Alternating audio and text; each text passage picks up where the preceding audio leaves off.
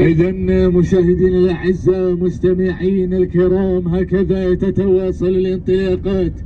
ها نحن نصل وإياكم إلى ختام الأشواط لهذا الصباح، ألا وهو الشوط الثالث للإبكار المفاريد من مسافة 1500 متر. أبدأ بداية مع المقدمة ومع الصدارة، لأرى هنالك فوز رباح بن مشحن البلوي من يقدم لنا فوز شعار بوسيف على المقدمة.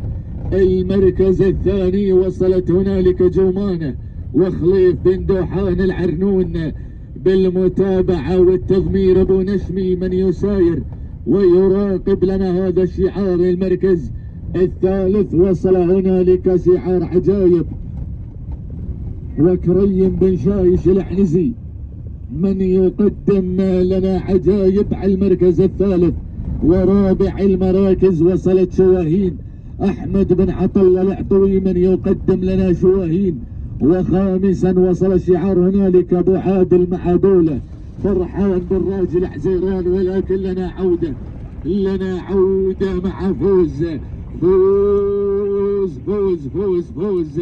اطلقت التعليمات على ظهر البطل فوز بشعار بوسيف، ولكن حذاري من عجايب عجايب عجايب عجايب. والقادمة بكل قوة شواهين أحمد بن عطله الروافين العطوية من فاجأنا بالأمتار الأخيرة مع هذه البطلة مع هذه النجمة شواهين يا أحمد يا بن عطله. سلامي عليك يا مالك هذه البطلة، شكل ولون وعون بسم الله عليها وحواليها من فاجأتنا بالأمتار الأخيرة مع هذا العرض الجميل والعرض المميز.